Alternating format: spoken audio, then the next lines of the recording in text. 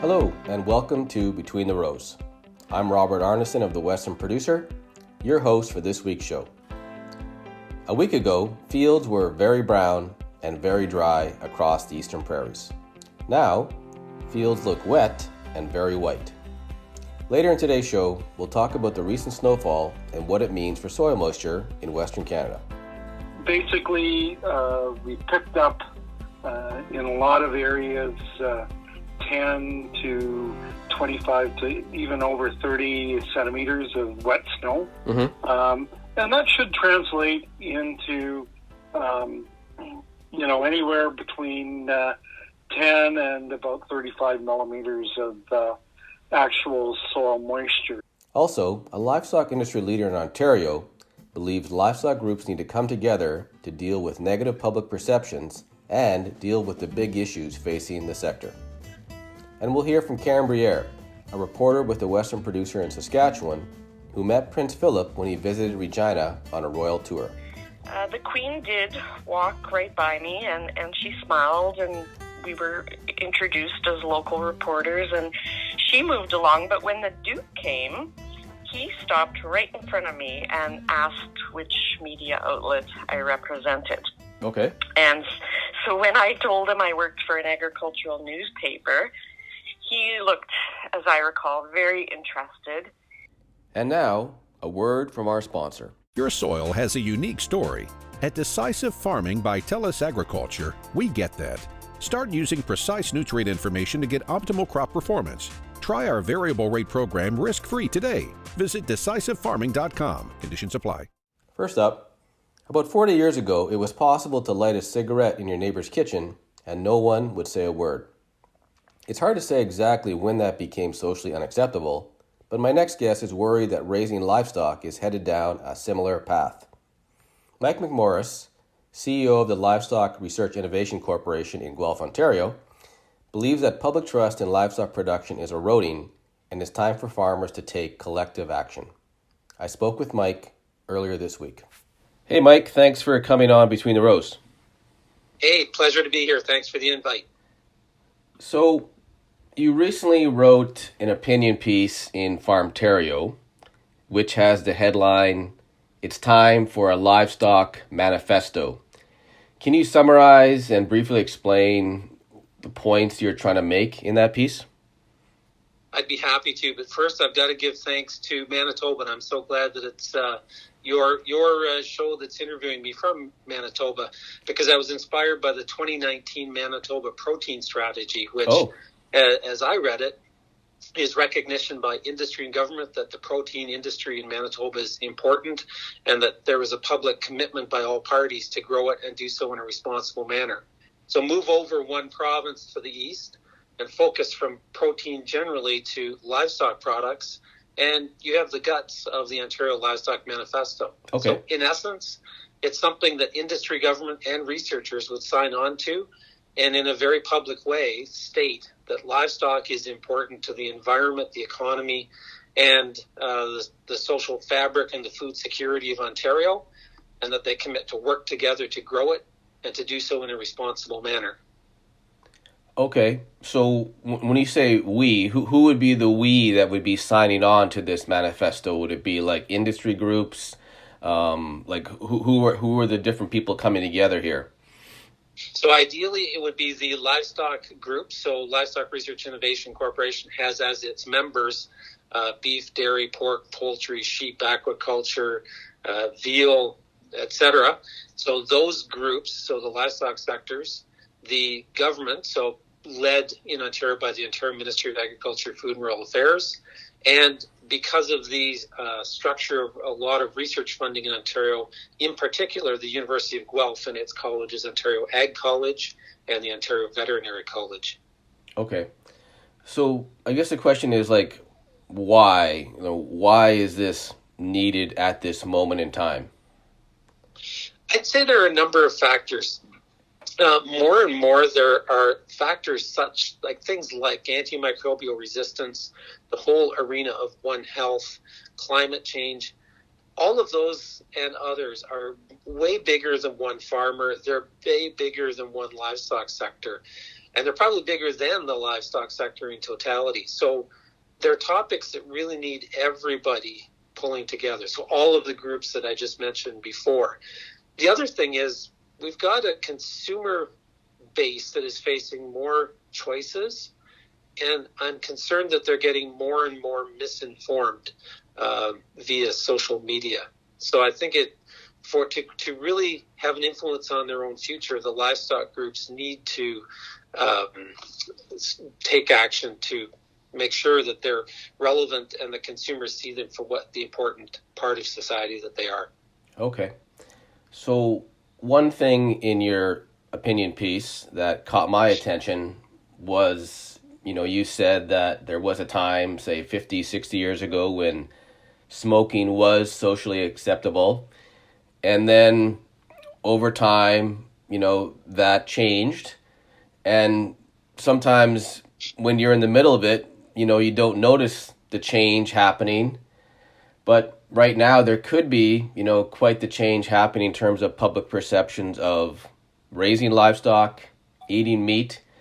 Is there a chance that a decade or 2 decades from now that raising livestock becomes socially unacceptable?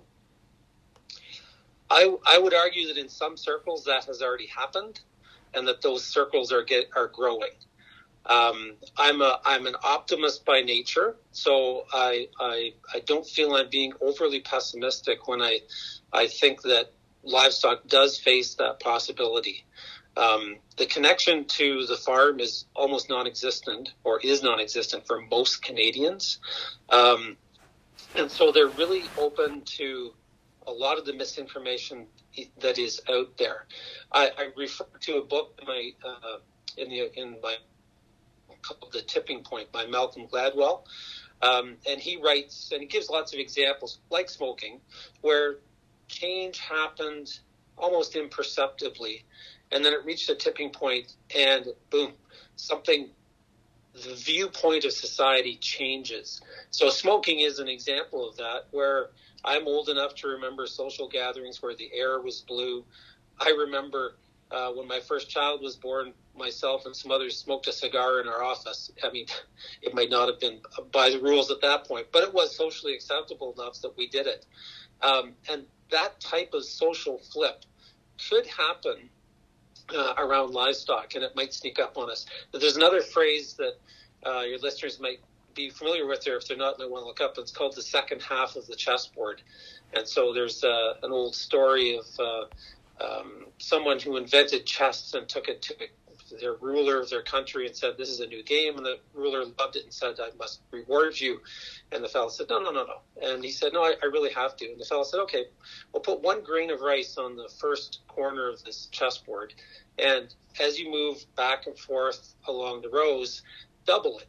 So he starts to do that, and he ends up about halfway through the chessboard and suddenly realizes that this is going to bankrupt his country, and it's literally a mountain of rice that would be owing to this person. It's the same sort of concept. Okay. So, for quite a while now, I've been reporting on, how farm groups, livestock groups in Canada are trying to use social media and other tools to kind of change their messaging, how they communicate with the public. In this case, are you talking about, livestock groups and groups, connected to livestock in the broader industry changing their messaging? Or are you talking about there's going to be a need to change some of their practices? Both. So we being the livestock sector, and, the obvious focus here is Ontario, but I think it does extend obviously to Canada. We need to do a better, more consistent messaging across all sectors, because in many consumers' eyes, livestock is livestock. They don't get down to the distinctions between dairy and beef and poultry the way we logically do within the livestock sectors. And we need to do a good job of using all platforms, so that's social media, print, et cetera, et cetera. That said, if the livestock sector doesn't continue to improve and adapt, then it doesn't really matter what you communicate. You will be caught out on things you're telling that aren't true, and the future would not be good at that point. One of the things that really makes me think about this as well is that there's a rapidly emerging consumer choice around animal-free milk, eggs, and meat. Okay. So whether that's plant-based or cellularly based, consumers will have those choices, and that's here now, and it will only grow into the future. And those appeal to consumers for three reasons. As a consumer, they wonder, what do these products impact my health, the planet's health, and animal welfare? The fourth one that they don't talk about, that the reality beyond survey shows, is the cost. So I have to note that. But those are three things that the livestock sector, across all species, have to make sure that they're paying attention to. Impact on consumer health, planet health, and animal welfare. So what do they need to do? They need to pay attention to those things and do a good job, tell their story, get better, tell their story, get better, tell their story, and keep repeating. So just for the sake of drilling down on this, I mean, rather than kind of like fighting against the idea that the public believes that, livestock and cattle in particular contribute to climate change, maybe you need to innovate, adopt new technology, and then kind of demonstrate that, hey, we are making improvements. The cattle and the way we raise animals today has changed, and we're producing less greenhouse gas emissions, and then demonstrate that to the public. Is that kind of what you're talking about? Exactly. And it's not we can't take a defensive stance that we're not the problem. Of course, livestock does contribute to climate change. Most things do. But if you can document, here are the good aspects, and here's what we're doing to get even better, that's what's going to win at the end of the day. One of the bigger challenges within that is that you're trying to communicate to an incredibly disconnected audience. And so becoming better at how we communicate that message is also really important. Okay. I'll let you get in a little pitch here about your organization. Can you just explain to me what the Livestock Research Innovation Corporation is? Like, what do you guys do? Sure, thanks. We're a small organization started in 1993, and basically we have livestock groups as members, and we have ministry funding, so Ministry of Agriculture, Food and Rural Affairs. And what we do is help our members and anybody involved in innovation in livestock to do a better job. So we look at the innovation system of research and extension. And one of the descriptors that someone used for our organization that I really like is we're a trusted intermediary between academia, government, and industry groups. Okay. All right. Thanks, Mike. You've been listening to Mike McMorris, CEO of the Livestock Research Innovation Corporation in Guelph, Ontario. Thanks for coming on the show, Mike. I really appreciate it. Thanks. Anytime. Most Canadians have heard that Prince Philip, the Queen's husband, has passed away at the age of 99. My next guest actually met Prince Philip and chatted with him when he visited Saskatchewan in 2005 for the province's centennial. Karen Briere, a Western Producer Reporter in Regina, joins us now to share her memories of meeting the Prince. Hey Karen, thanks for coming on the show. You're welcome. Did I get that right? You met him in 2005? Yes, it was May 2005 during a visit by him and the Queen to celebrate the centennial, as you said. And it rained buckets that whole trip for them. Okay. So what was the event, or what were the circumstances where you met him? Well, during these trips, the royal couple did do media receptions, something that probably isn't done nowadays, I'm not sure, but this was 16 years ago, so it's possibly gone by the wayside. And we went to the Hotel Saskatchewan, to the ballroom there, and we'd all been briefed about how to behave. And so we were all just sort of mingling around, and we were told to stay in these groups, and then the couple would come in and kind of make their way from group to group and that sort of thing. But of course, as I said at the time, herding journalists is like herding cats. And so when they appeared in the doorway, this hush came over the room, and we all just kind of backed up and formed a great big circle, kind of forcing them to approach us, which was probably against protocol. But the Queen did walk right by me, and she smiled, and we were introduced as local reporters, and she moved along. But when the Duke came, he stopped right in front of me and asked which media outlet I represented. Okay. And so when I told him I worked for an agricultural newspaper, he looked, as I recall, very interested and asked me about things like direct seeding and conservation efforts that farmers were undertaking. And as I recall, we talked a little bit about some of the crops that are grown on the prairies. Okay. So as this is all happening and he stops in front of you, what was going through your mind at that moment? I was hoping I was telling him the absolute truth, which sounds kind of ridiculous, but I was a little bit tongue-tied and a little bit in awe, and so just, hoping the words coming out of my mouth were making sense. But I know we did talk a little bit about canola, which I assume he knew something about since he asked me. And he seemed very knowledgeable about what was going on, which really impressed me. Okay. So how long did this interaction last? Oh, just a minute or so. Okay. I kind of got the impression he would have liked to talk more, but, the handlers moved him along. But as we know from his work over the years, he is very interested in conservation, and he is interested in farming, and of course his son Prince Charles is also interested in the same things. Right. So what kind of lasting impact did that brief conversation have on you? What sort of lasting impressions do you have of him? I thought he was intelligent. He seemed very soft-spoken.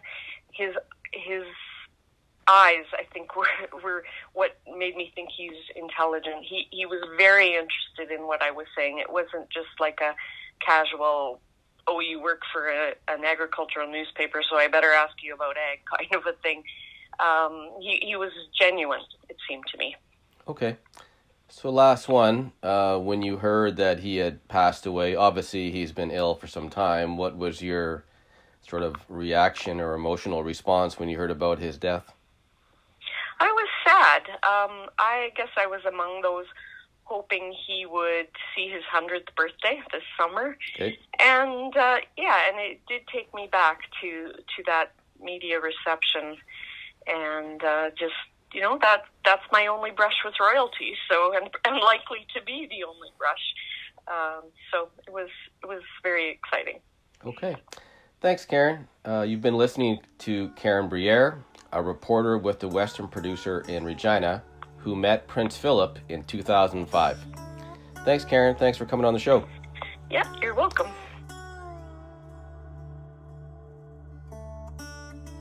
And now, we'll discuss the big topic in Western Canada, soil moisture. Snow and rain brought much needed precipitation to the prairies this week, but was it nearly enough? Bruce Burnett is the Director of Markets and Weather Information with Glacier Markets Farm. He joined us now to talk about prairie weather and other news from the commodity markets. Hey, Bruce, thanks for coming on the show. Thanks a lot.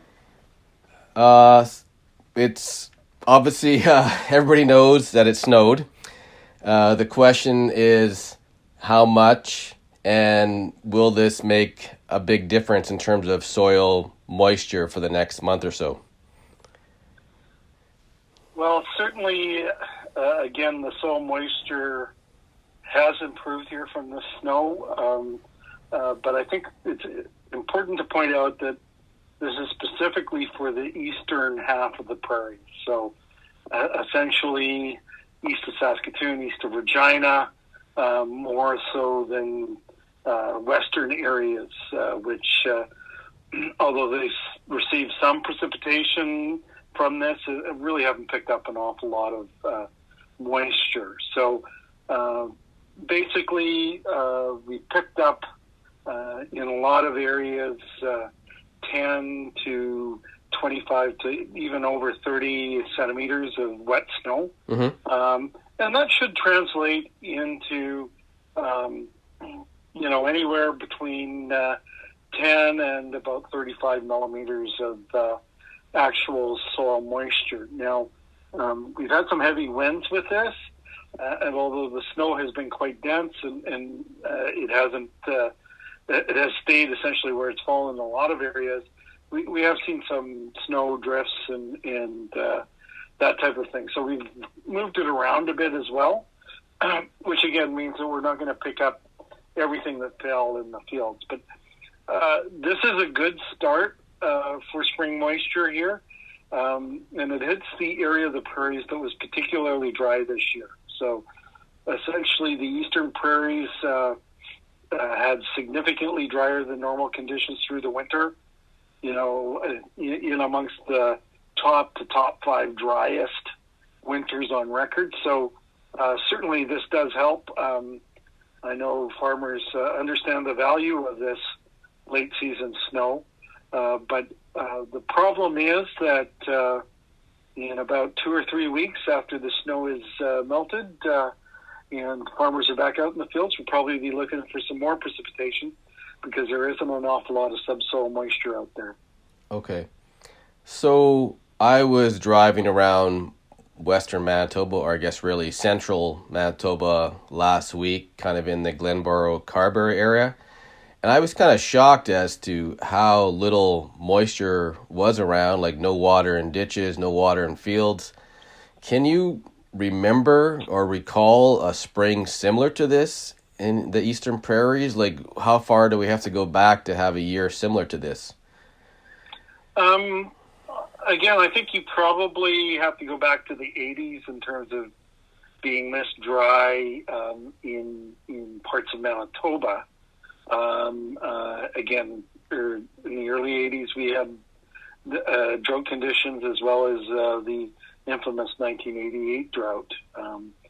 But again, every year is different, so you don't want to say that it's much the same. But these are quite dry. Those are years that we probably had similar levels of subsoil moisture along with a lack of winter precipitation. Again, it's good to see these snows because it's going to help us out here, but we certainly need to see the moisture pick up here as we move through planting here in May. Okay. So let's just shift away from the weather for a second. And as you know, last week, the USDA released its World Agricultural Supply and Demand Estimates. Was there anything in that report that stood out for you or moved the market a little bit? Well, I think if you were looking for a solitary number out of the hundreds of thousands of numbers that are in that report, or at least it seems that there's that many in those reports, basically it would be the corn ending stocks projection in the U.S. USDA dropped the corn ending stocks down to essentially 1.35 billion bushels, which historically speaking is quite tight. It's the tightest since I think it was a 2013-14 crop year. Again, and that's coming off of the 2012 drought in the U.S. Corn Belt.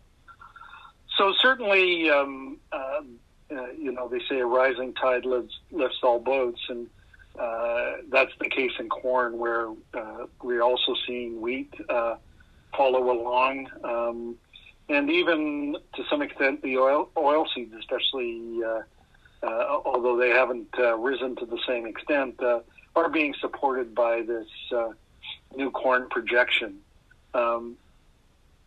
For Western Canadian farmers, I think the take-home on it is twofold. First of all, the feed grains in Western Canada, be it barley or oats or other feed grains, even feed wheat, certainly it's going to provide some price support there because corn prices are likely to remain strong and supported here, at least until we get closer to the end of the U.S. growing season for corn.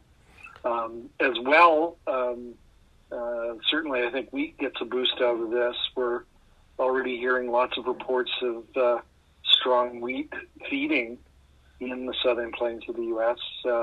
Because of the fact that they'll be soon harvesting their winter wheat crop, and a lot of that is actually going to go into feed rations because corn is so expensive right now. So I think, again, globally, this points out to the tightness in the overall feed grain situation.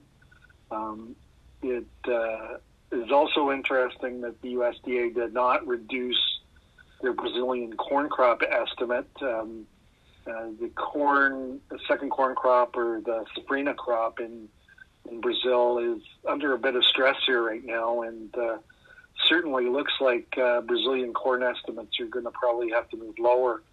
Of course, this crop is a bit of a bridge in the export market between old crop U.S. positions as well as the new crop U.S., which is generally available more in the October-November timeframe. So that sounds all very supportive for wheat, and I'm thinking barley acres in Western Canada?